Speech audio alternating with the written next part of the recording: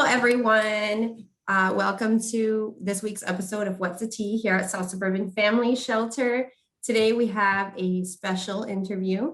Today we're going to be talking about how to speak to children about racial biases. So we know that children are never too young to learn about diversity. I've learned that as young as 3 months old, they may look differently at people who look like or don't look like their primary caregivers. So as educators, caregivers, parents, we must have confidence in ourselves and in our children that we and they can handle tough topics and tough situations. We must understand that our role is to be honest, specific, and trustworthy. And we're raising the next generation to confront racial injustice. So we're going to talk about some tips, some resources that can help you have these meaningful conversations with young children about race, racism, and being anti-racist. So we've got some special guests today. We have a personal friend of mine. Her name is Dionicia Martinez, and she is currently a high school teacher at Thornwood High School. Hi, Dionicia. How are you doing today? Good. How are you, Celeste? Good. And then we also have Lysandra Hutchinson, which you all may know. Go ahead and introduce yourself, Lysandra. Hey everybody, welcome back to What's the Tea? I'm Lysandra Hutchinson, the Community Resource Specialist here at South Suburban Family Shelter.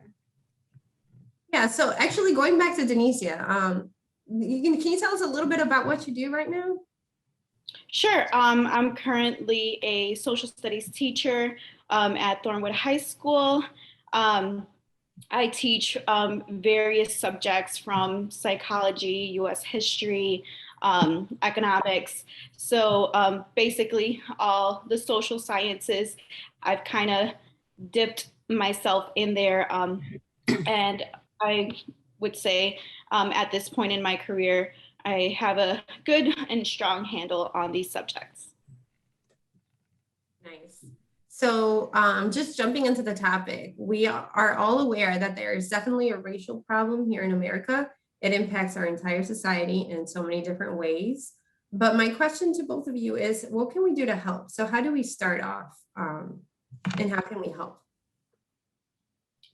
I think by starting a conversation with children at a young age, like you said, right? Having them understand that we are products of our society, right? And within the society that we live in, there's inherent racism because of the history of this country, right? So it starts about learning, right, factual information about the history of this country. If not, right, we can be speaking out of ignorance by saying, right, like I think you've mentioned it before, right, that, you know, we don't see color when this is a topic that, right, it's true, color does exist. And because of the history of this country, we have to understand how those dynamics work within our society. Exactly. So acknowledging that that difference is there. Yes. Yeah. Absolutely. What about you, Lysandra? Yeah, no, I absolutely agree. And I think like you, Celeste, I also read an article about how children experience racial bias. And I think that this was healthychildren.org. And it said that children actually notice racial differences by 6 months, as young as 6 months. And they actually can internalize racial bias by the ages of somewhere between 2 and 4. And then by 12, their beliefs and cultural beliefs are pretty much set. And so that was pretty just interesting to see that at such a young age, they're already thinking deeply about this and basically coming into their belief system. And so it's important that we talk to them early about it and really help them, I think most foremost, be compassionate and see the value in all people. And really break down and come against stereotypical thinking and stereotypes. Yes, I'm so glad that you mentioned that, Lysandra, because honestly, that's what got this tea episode started.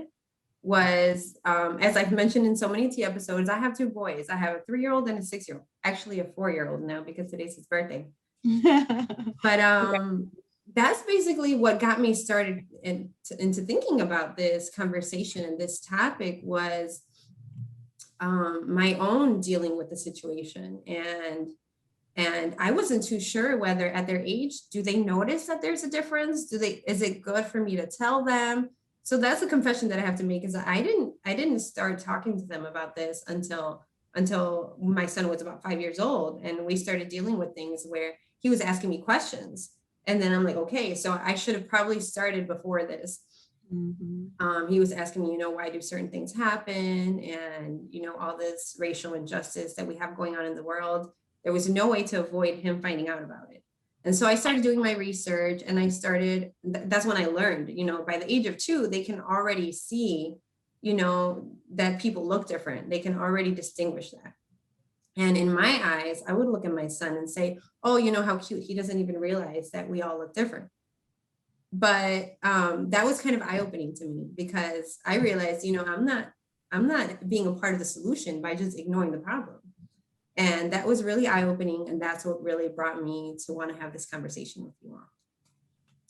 So I do have a question for both of you in different ways. So I know, Lysandra, you're a mother of 4. So you must have had experiences. I'm barely starting now, but you must have already had, plenty of experiences with your children. And Dionicia, you're a high school teacher. And so I know that you play a role, and it's important to you to teach your students these types of things. So how do you bring something up? How do you bring up racial bias in your classroom or in your home? As a social studies teacher, actually, even like teaching curriculum, you have to be aware of various biases, not only racial biases, but also political biases, because you're teaching these types of subjects and things. So you have to make sure that you almost detach your own beliefs from the curriculum, because the way you teach does influence the children that are learning. And when it comes to racial bias, I think I'm so happy to hear that you took this proactive step to, right, do your own research, start investigating, and then even, it brought you to this conversation, right, to help your children out. And that's amazing. And I feel like, obviously, it takes a village, right, to raise children. And it's, right, first and foremost, the parents' job, and then, right, that secondary step, which would be, right, at school. So, having teachers also aware of biases, right, whether it's politically, right, gender, in various gender forms nowadays, right, more so than ever, and also racially, and understanding that it's unconscious and implicit, meaning, right, it's not necessarily that you are a bigot, right, because bigotry means hatred towards a race or a group of people. So it's not necessarily that you are, right, being a bigoted person. It's just unconsciously there because of the society that we live in. And like you said, even your own young children are noticing, right, all of these, right, racial injustices happening, and they're asking, well, why is this happening, right?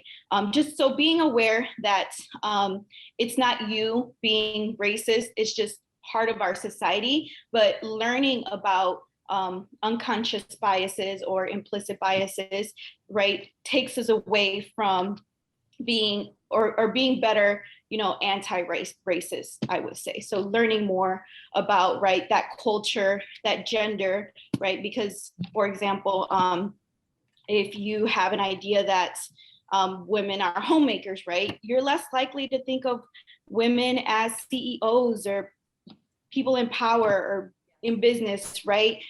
So the same types of stereotypes go for, right, different cultures, ethnicities, and whatnot. Yeah, that makes a lot of sense. So you involve this into the curriculum. You teach them about the history, and it makes sense. That's the first step, is just become educated, learn about different cultures. That way, your perception is more broad. So that makes a lot of sense. How about you, Lysandra? What do you do, whether you're educating or whether you're at home with your children? How do you bring this up? Yeah, I think that, well, first of all, Celeste, I appreciate your vulnerability and transparency, even when you shared with our team about how you had been thinking about this and thinking about your own approach to teaching your children about racial bias. And that also challenged me to think about it too more. I think that when it comes to parenting specifically, we have to start with looking at ourselves and kind of understanding all of us as individuals have some level of racial bias, and that as parents or adults, we're role modeling to children or teenagers how to walk through the world and how to see different cultures in the way that we live and in the way that we talk about other communities and cultures and people, and the attitude that we have toward things that we see on the news or stereotypes that maybe other people say in our presence. I think all of that, they say some things are taught and some things are caught. And so that's how I see it. It's like maybe there isn't like, let's sit down every day at 10 o'clock and talk about racial bias, but you're gonna catch what I think, and you're gonna catch it in the environment. And because of how we're doing life. And so that's how I view it. And so for me, I think some of it has to do with not so much what not to do, but what to do. And so I'm someone who really likes culture, right? Like I love culture and I love diversity authentically, right? Because I've lived in different communities with different people. And so I think my kids have picked that up. And so like we have a thing about Mexican food, and we have a thing about like the paleta man and like, all this stuff because I lived in a Mexican Polish neighborhood.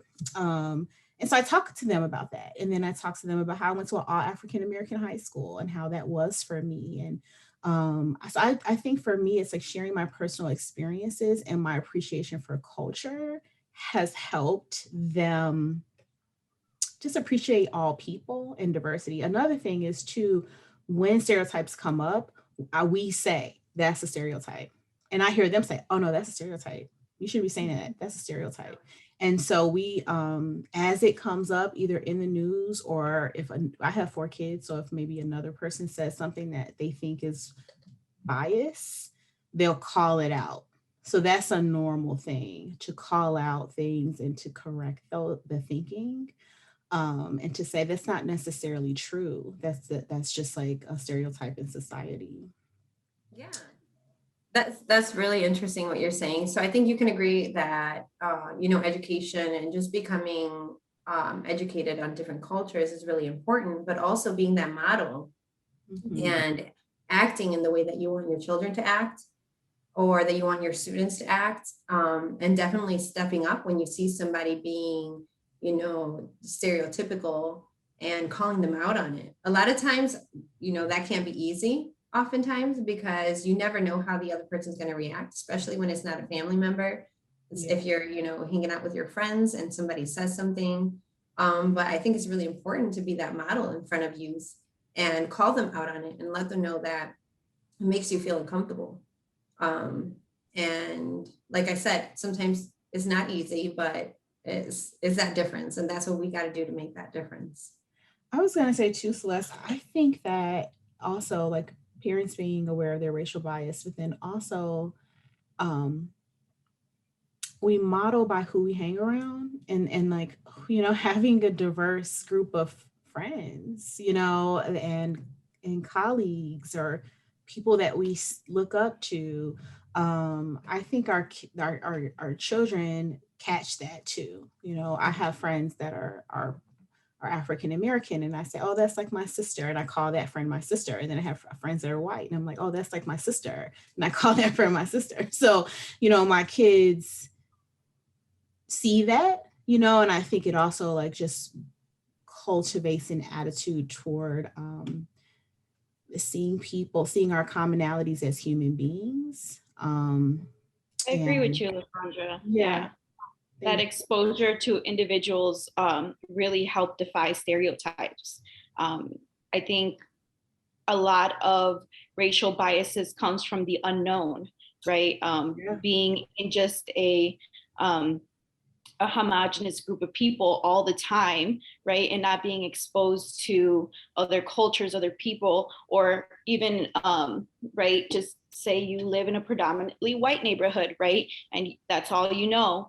So you don't see people of color in, right, power roles, or people who are, right, who influence society in various ways, right? So that right away, right, gives people that that unconscious or implicit bias. But that exposure that you're giving your children, right, exposing them to various types of people in different roles, and then you right, saying that they're part of your family, right, that gives them you know, the idea that, you know, everyone can, you know, everyone of different races and cultures can be and participate, right, in my inner circle and be productive people in society. And I think it comes with that exposure, right, of defying these stereotypes.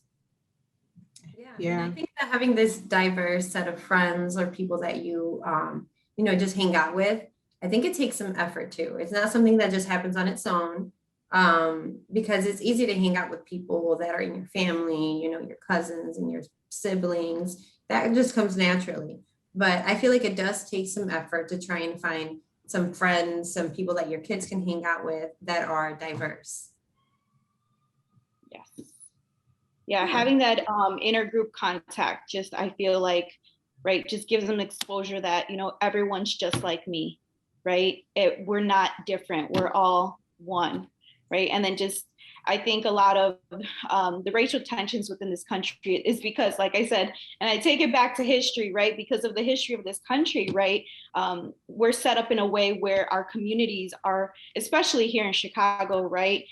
They're inherently white or inherently, right, just people of color. And we have these very, I mean, and they were redlined, right? I'm not sure if you guys know what redlining zones were, but basically, right, in these red lines, a lot of real estate agents weren't able to sell to people of color. So that is why today we still see these neighborhoods that are, right, inherently white or people of color, because back in the day, right, they weren't, people of color weren't able to buy homes in these neighborhoods. And even to this day, I would say that you could even pin it down to more of a economics point of view when it comes to taxes, paying taxes in certain areas, right? Why are they significantly higher here? Is it to keep, right, people of color out, or is it because, right, it's just an economic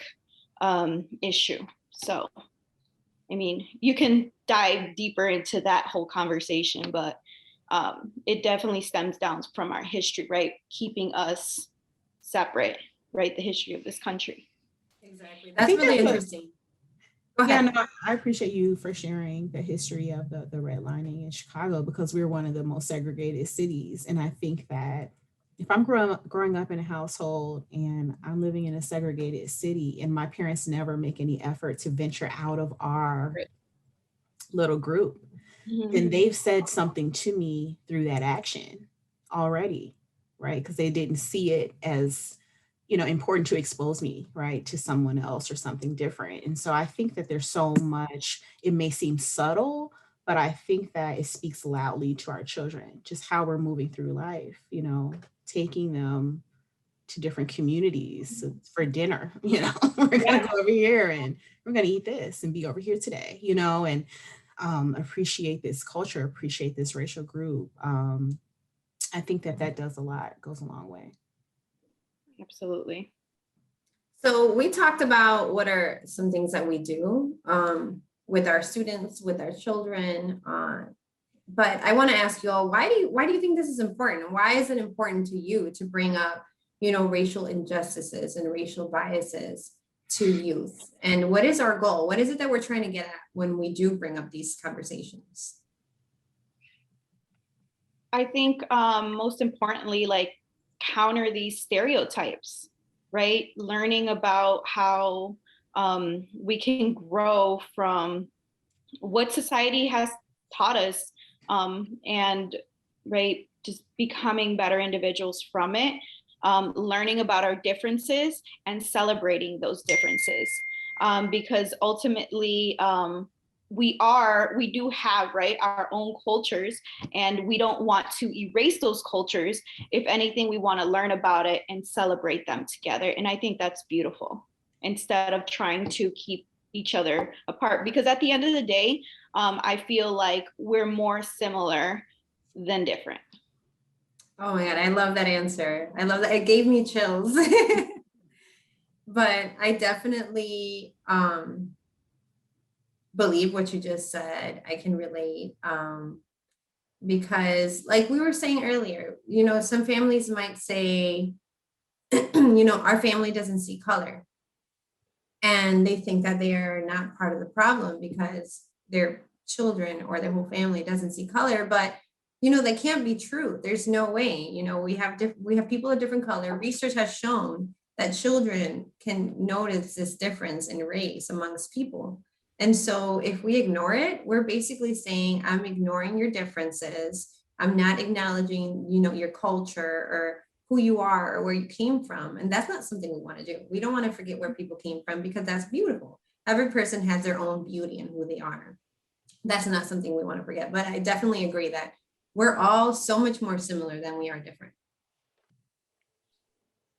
I agree. Yeah, I think that, you know, it's a great point, and I agree. I think that if we can see each other as human, you know, first and foremost, a part of the human family, and then appreciate each other's differences, we're going to live in a better society.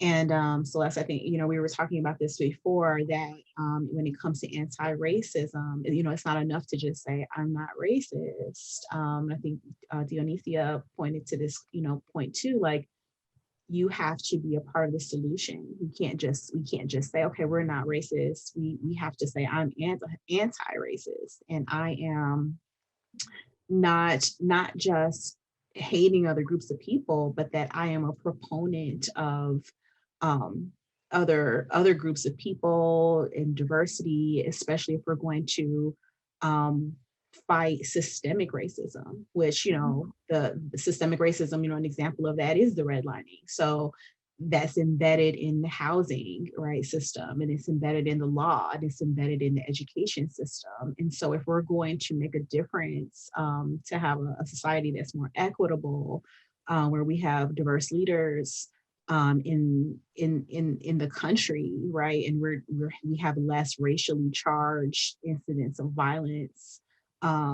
like what we saw with George Floyd, every one of us has to play a part in it. And so I think that's why this is important, on an individual level, community level, and then a societal level. That's an excellent point you bring, Lysandra. And like you said, Celeste, right, it starts learning about these biases as children, because if you ultimately, right, don't expose yourself, don't learn, and just become ignorant to the fact that we all hold this inherent bias, you become an adult who makes decisions upon, right, your own racial bias. And this is what we see. Like you see, the criminal justice system is obviously, right, we have statistics that have proven, right, that people of color have more violent interactions with the police. Well, why is that? Again, that racial bias piece, right? Maybe if we put more effort, more money into training, right, racial biases to police officers, or in various professions, right? People who make decisions, we act on what we think. So that is the product that we have today, right? Having all these social injustices, but it starts, right, at that core level, being a small child, trying to understand and unwind, right, what our society has taught us, or right, what part of life we live in, right? Yes. Yeah. Yeah, those are some really good examples of like how we can start this, you know, solution, or start helping out and go walk towards the positive side instead of, you know, what has been happening lately. But I definitely agree. We all have our own implicit biases. Whether we recognize them or not is important to try and dig deep and try and find them, because like we were saying earlier, we are being models. Our children, our students are modeling our behavior. And if we don't even recognize these biases, then they are going to model these same biases. And I think this could relate to so many things. If you have this belief that you don't recognize that it's wrong, or that it's different from other point of views, well, you're just going to grow up and you're going to think that that's the right way, and you're going to behave that way. Here's a birthday boy. Happy birthday. No. So we talked about what our goal is and why it's important to us. Do either of you have any experiences that you'd like to share? Any examples of maybe at home or at school when you've come across a situation? Well, I would have to say, even within our own, right, the Latino culture, I've seen, right, the colorism part of racial biases, right? Because we all know Latinos come from, right, in every shade, right? From the darkest shade to the lightest shade. And within one family structure, you can see those shades, right? And I think that's where I was first exposed to biases, right? Just listening to my family members giving more preferential treatment to the lighter skinned person, right? And then not talking so nice about, right, the darker skinned person, or even just watching the novelas on TV, right? And noticing how the main protagonist of the novela or soap opera, right, was the light-skinned, blue-eyed girl, and the maids were always, right, the darker skinned, right, girls, and they never really took on these protagonist roles. And I think I would say those were my first experiences of racial bias, right, within my own family group and culture. And I think it's good to learn and be aware of those. And obviously as a child, I had no idea, I just observed, right? But I definitely noticed those differences right away. Yeah, I feel like I can relate with you as far as, growing up and noticing these racial biases. What I think is really important now is that now that I'm older, I've been the one to change their views and their perception, because that's just how they were raised, and they were raised in a society where a lot of people around them believed this and believed that for some reason it was more beautiful and better to be lighter skinned. And I remember even when we saw like little kids or little babies, like, look at her, she's so beautiful, she's light skinned. So now I'm the person who calls them out on that. And fortunately, my parents' views have definitely changed. But that's also how I grew up. And unfortunately, in novelas and soap operas, that's still the case. That's something that still hasn't changed too much. So it's definitely something that continues and still needs to be addressed. Yes, I agree. And I love that you're taking that role. And I agree. I've also, right, taken on that role to correcting my elders or people of my family when it comes to racial biases as well, right? Just educating them. And I think that's most important. Yeah, those are great points. I definitely also in the African American community, we have colorism, in the same way that there is in the Latino community. And I think that, so my mom is Italian and Welsh, and my dad was African American. And so some of my kids are so fair skinned, like they look like my mother's side of the family, except for their hair is not blonde, but they're so fair skinned and their eyes are maybe like hazel. And so at school, sometimes the kids will tell them, you're not Black, you're white, And so because they have a Caucasian grandparent, and then I have another child who's brown skinned because my husband was brown skinned. And so, it comes up for them. And so I've had to encourage them a lot and say, all of you guys are beautiful. All of you guys are attractive. People of color and come in all different shades. Doesn't mean that you're less Black or less, than someone else. And I'll say that's narrow thinking. That's faulty thinking. That's not true. And that may come because these people have not been exposed to enough different kinds of people to understand that.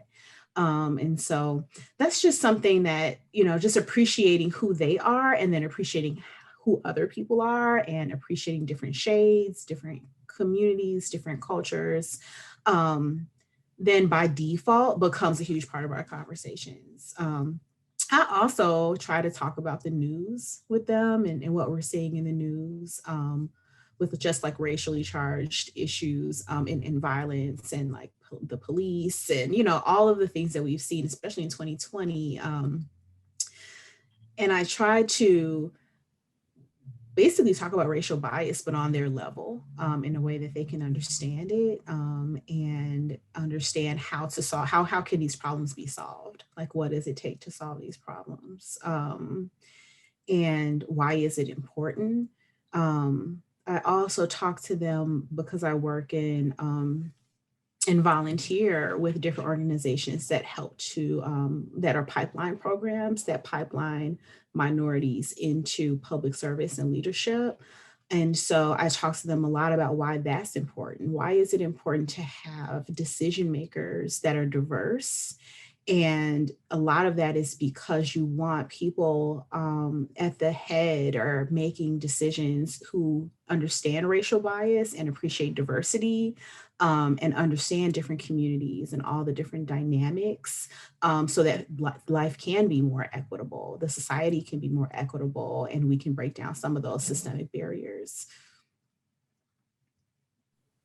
So this brings me to the conversation we were having earlier, Lysandra. Tell us a little bit more about what the difference is between equality and equity. Yeah. Okay, thanks for bringing that up because this was an article.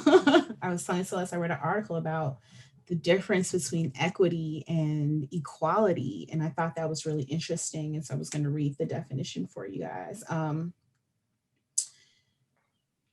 The article basically says that a lot of times people talk about diversity and they're okay with that. But when we start talking about equity, people can get confused because traditionally for decades, we've been talking about diversity in terms of equality. And so the difference is that it says that equality is ensuring that every individual has an equal opportunity to make the most of their lives and talents. Equity, though, is about giving people what they need, which specifically addresses the barriers they face in order to make things fair. And so at times, this will mean giving more to those that need more time, more focus, more energy and resources proportionate to their circumstances. So when we're talking about, this was enlightening because when we're talking about equity and we're talking about systemic barriers, this may mean that some groups need more time, more resources, more investment than others in order to have the same opportunities. And so it's a part of accepting that. And it's a part of framing equity in that way. And so, yeah, that's a part of the discussion I think is really important. Yeah. So because of their own, they've had less opportunities and in the history, going back to history, right? So it all goes back to history. Go ahead, Dionicia. Absolutely, yeah. In education, equity plays a big role in, the resources that you give students, to get where they need to be in life, right? And I think till this day, unfortunately, equity isn't being met across the board, especially in education, because the funding needed to give these communities who are underserved is still not there, right? And I believe that because, again, the systemic racism that we've had in the past in our history, right? Most of the funds are driven, obviously, we all know through tax money, and schools with the most resources, right, always tend to be in more of these homogenous neighborhoods, right? These white neighborhoods to this day, I would say. And I feel like funding needs to definitely become more equitable and reach these communities of color, to give these students that, right, the education and resources they need to get to the next level.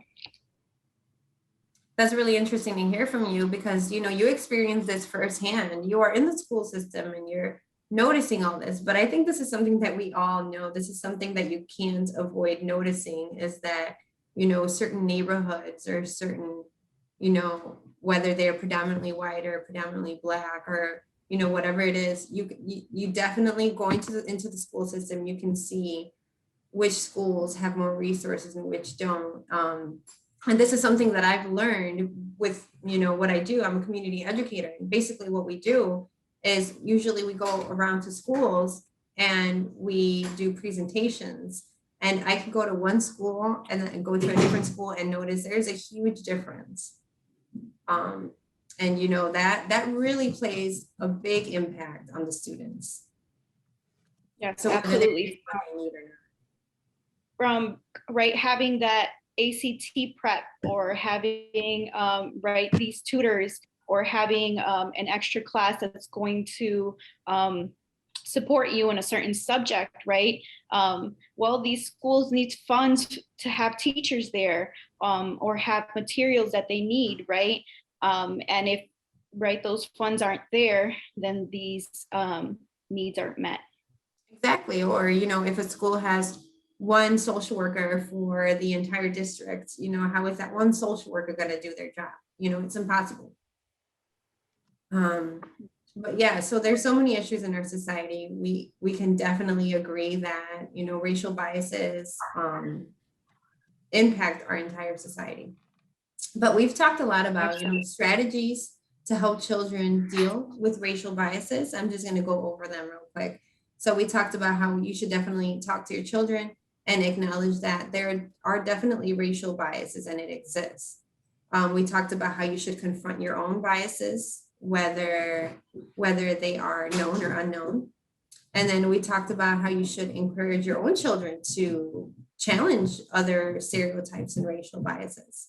So what are some tips on how parents can confront their own racial biases? Is there anything that we can do? I know, Lysandra, you talked about you can have, you know, a culturally diverse social network and hang out with a lot of people of different cultures. Anything else that we can do? Any ideas? I think also just taking the effort upon yourself to learn about racial biases, right? Like you said, Lysandra, you want to expose your children, or in my case, right, students, to various groups who otherwise they wouldn't be exposed to in different roles, right? Showing them that people of color can easily, right, handle any job title in any education level, right, as everyone else. So also, right, so taking those approaches of not only exposing ourselves to people who defy these stereotypes, right, and bringing them into our own inner circles, but also just taking on our own effort into educating ourselves, right? Just like you've done, Celeste, by doing your own research so you can have these conversations with your kids. Yeah, exactly. And just to add a little bit to it, you know, when I was reading an article, I read about, you know, I read a lot of tips on how parents can confront their own racial bias. And one thing that stood out to me is just getting involved in your child's school or your place of worship or politics, just getting involved. Because, you know, if you focus on your own small circle, you're going to help out, but you're going to help out your small circle. So if you do actually get involved with politics, if you go and volunteer in your child's school, you're going to notice other racial biases all around you, and you can be a bigger part of the solution. So I think that's also really important. Yes, Yeah, absolutely. I agree. I love that. I love those points. I think too, it can seem overwhelming. I think it seems like, oh, this is overwhelming. How are we going to come out of our racial biases and, teach the youth how not to be racially biased? But I honestly think it has a lot to do with just curiosity about other people, being uncomfortable in my bubble. I don't want to live in a bubble. I want to live a big life. I don't want to sit around passively. I want to be a part of the solution of life. And that can be embedded in the family culture, that or the culture of your classroom, or the culture of your job.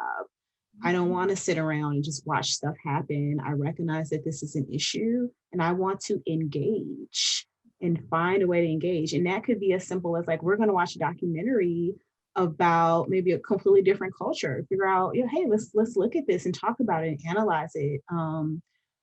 And I love the idea about participating in different groups and volunteering and just getting out of your bubble. We all have a bubble, and it would be easy to stay there, but just recognizing that that's problematic and that we should venture outside of it. And I think that's a lot in and of itself, and kind of maybe seeing it as fun and interesting, and not so and fulfilling even, and not so not like drudgery or overwhelming. Yeah, that's really important to point out. Like I said before, it's going to take effort. It's not always easy. You mentioned this bubble. Well, I love my bubble. I love staying in my bubble. Staying home is my favorite place to be. So for me, yeah, it's a little bit difficult to, get out of this bubble. But like you say, it's very necessary. And it's a beautiful thing, I think, because once you start, right, exposing yourself to these, to new people, new cultures, new ideas. I mean, I know, right, since COVID, we've all been trapped in our bubble for sure. But traveling and being part of this international sphere is such a wonderful experience, and it's beautiful. And I hope, I am an expecting mother, I hope to, right, expose my child to, right, all these various cultures, right, not only just go to Mexico, but right, I want to go internationally to other countries and show them, right, that life has so many different types of people with so many beautiful cultures. So yeah, I definitely want to be that mother one day. Yeah, that's amazing. Congratulations. Congratulations. Thank you. So I really just want to thank you, ladies, for being a part of this episode with me and for sharing all your knowledge and wisdom. Very interesting experiences that you all have shared. And so before we end this episode, are there any last words, anything else that you want to share in this episode? Well, I just want to thank you for inviting me. This is a very important topic to learn about, expose people to, right, teach children about. So this is just watching this and hoping someone gets, right, a little piece of information that might help them in their everyday life is going to be such a great asset to their lives. So thank you. Thank you for being here. Of course. Yeah, so that's the same. I want to appreciate you for just facilitating this conversation, your own vulnerability, and sharing your evolution and your thoughts about this. And I definitely agree that this is just important. It's important, and we each play a role in being part of the solution to anti-racism. So thank you. Well, thank you. Thank you, ladies, for being here. And thank you all for watching and tuning in. Feel free to share our video, to comment any questions or comments you may have, and like our video. And feel free to tune in next week. It'll be at the same time, same place, different team. Bye, everyone. Yay.